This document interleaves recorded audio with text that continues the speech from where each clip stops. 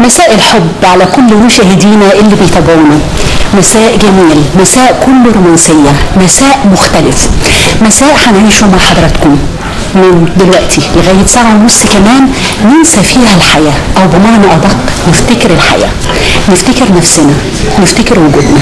كل ده نفتكره بإيه؟ نفتكره بالحب. هو ده وقت الحب يا علا؟ طبعا هو ده وقت الحب، ده هو ده وقت الحب.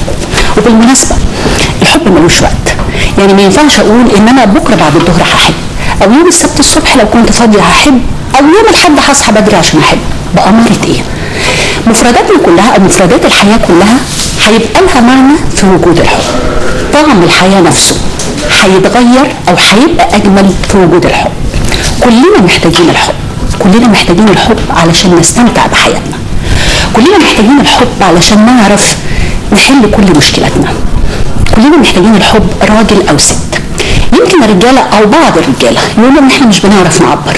مين قال لك يا سيدي إن إحنا عايزينك تعبر؟ بس ادي إحساس بالحب. الإحساس يكون إزاي؟ أغشش الرجالة اللي مش عارفين يعبروا عن الحب أو بيدعوا إن هم مش عارفين يعبروا عن الحب. الحب يعني اهتمام. الاهتمام ده بقى مش محتاج ان احنا نصحى من الصبح بدري عشان نقول احنا هنهتم طول النهار، لا، الاهتمام في مكالمه تليفون بسيطه، مش لازم نقعد ساعتين او ثلاثه، جميل لو قعدنا ساعتين او ثلاثه، بس مكالمه بسيطه، انت عامله ايه؟ اكلتي ولا لا؟ نمتي كويس؟ كل دي حاجات مش محتاجه ان احنا نعبر ولا نفكر احنا هنقول ايه. هو ده الحب. الحب يعني الاهتمام. الحب يعني رساله. مش بعرف اكتب رسائل، مش بعرف اعبر، طب ابعت يا سيدي رساله فاضيه. لما تقول لك ايه الرساله الفاضيه دي؟ قول لها زي قلبك الابيض. هل دي برضه محتاجه ان احنا نقول ان احنا ما نعرفش نعبر؟ كل ده انا بقول للرجاله اللي لغايه دلوقتي نسيوا او طنشوا او ما اخدوش بالهم او سافروا وما قالوش كل سنه وانت طيبه، او كل حب وانت طيب على راي صباح، او انت الحب على راي ام كلثوم. اي حاجه من الاغاني اللي احنا بنسمعها ليل ونهار. يلحق نفسه دلوقتي ويتصل بالتليفون، مش لازم دلوقتي، لا خلينا بعد الحلقه نتصل بالتليفون وبقول له الكلمتين اللي انا قلتهم دول. انت الحب او انت الحب او اي حاجه فيها حب في الدنيا، والطرف الثاني يعمل نفسه مصدق علشان يعيش ويستمتع بالحياه في وجود الحب. صدقوني والله مش هنخسر كتير، بس المكسب هيكون افضل.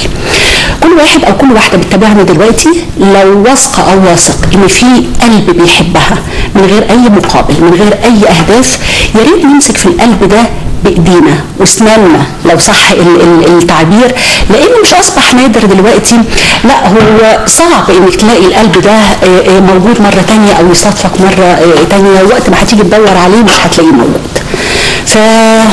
مهم جدا ان احنا نهتم باللي احنا بنحبهم ونقول لهم ان احنا بنحبهم. وزي ما قريت النهارده او تلصصت على صفحه صديقي اللي بيشاركني عشق الفانيلا البيضاء او نادي الزمالك بكر حتيته، وبصيت على صفحته على الفيس ولقيته كاتب ان ليست المأساة في رحيل من نحب، لكن المأساة في رحيل قلوبنا مع من نحب. ده ايه الجمال ده؟ وايه الرومانسيه دي؟ وايه الحب ده يا بكر؟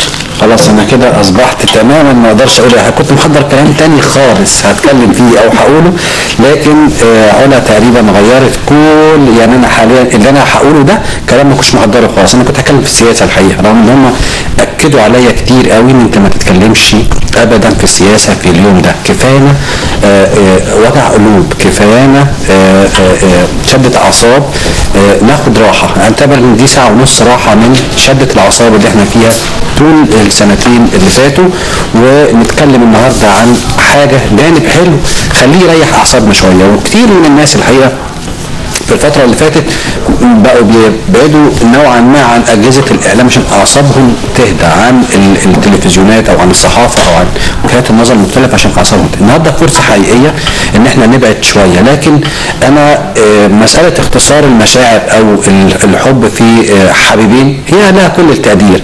وجهة نظر شخصية بحتة تماما ان الحب نوع من انواع الرفاهية. هو ما فيش حد جعان بيحب، ما فيش حد خايف بيحب. في يعني حاجات او اليات او في اسباب معينه لازم تتوفر عشان يبقى عندنا مشاعر. ما ينفعش واحد يعني في الشارع في الجو الساقع ده ومش لابس هدوم خفيفه جدا واقول له ابعت ورده او ابعت رساله فاضيه او ابعت الحب ده كلام يعني في البرد الحب ده الله بص الجمال ده الحب في البرد بيدفي الحب في الحر بيكون نسمه هواء يعني خليك رومانسي. ده كلام بيغنيه كاظم الساهر فبتقول لا من غير ود، ده احساس، دي مشاعر. هم كلنا عندنا احاسيس لكن نترجم بقى الاحاسيس مطلوب نترجم. احنا بنترجم، احنا بنعمل ايه؟ ما انا قاعد اعمل ايه انا؟ يعني انا النهارده شفت قلت الرومانسيه وصلت عند بكره لما يكتب. لا والله انا بقصد الحب بمعناه الكبير. رحلت مؤمن تحب. انا خايف على البلد دي. احنا عندنا بكره في يعني كتير مشاكل، عندنا في ناس بعيده عن الجو اللي احنا فيه ده، ناس داخله بتتكلم برضه وبتحب البلد على فكره. يعني محدش ابدا بيزايد على اي فريق من الفرقاء اللي موجودين في مصر. انا بتكلم في عالم السياسه الان ان هو بيحبش البلد دي. الناس اللي بتروح تتظاهر كل يوم علشان تقول احنا مش عاوزين الحكم اللي موجود ده، دول بيحبوا البلد وبيعتقدوا ان هم بيخدموها. الناس اللي هم بيلتزموا واخدين خط مخالف او مؤيد للحكومه وللنظام الحالي هم بيعتبروا ان هم بيحبوا البلد دي. الحب بمعناه الاشمل. انا مش عايز اتكلم بقى حب بابا وحب ماما وحب الوطن، لا. احنا بقى مساله الحب السنه دي تحديدا لازم يكون لها منظور اشمل واوسع. لازم نحب شغلنا وعملنا لان احنا هنجوع.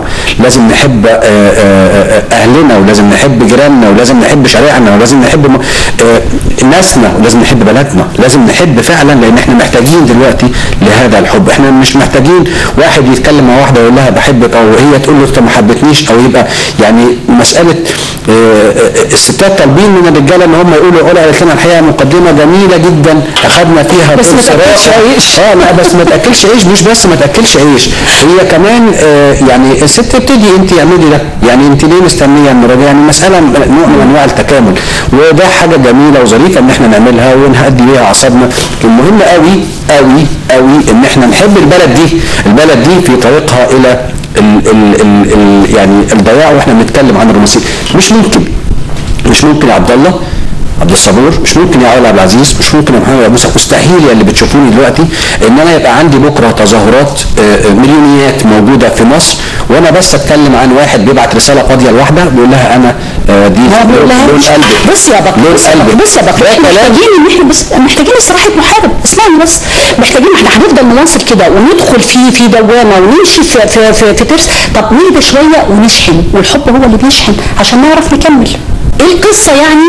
اما النهارده جوزي يقول لي انا بحبك، ما الحياه مش هتقف. بس بس بحب البلد وانا ماسك وانا يقول ما فيش مشكله. بس عندنا استحقاق اهم. حب البلد يا جماعه، بلدنا بتضيع والله واحنا محتاجين نحبها. محتاجين نحب البلد فعلا بشكل حقيقي ونفكر بشكل اكتر وعي. احنا طالما بنتكلم عن الحب لازم نتكلم عن شعر الحب. انا شايف انت محضره حاجه مؤدنا الجميل رائع. طب عيشوا معايا كده في الاسم يا جماعه، الفرصه بعد الأخيرة.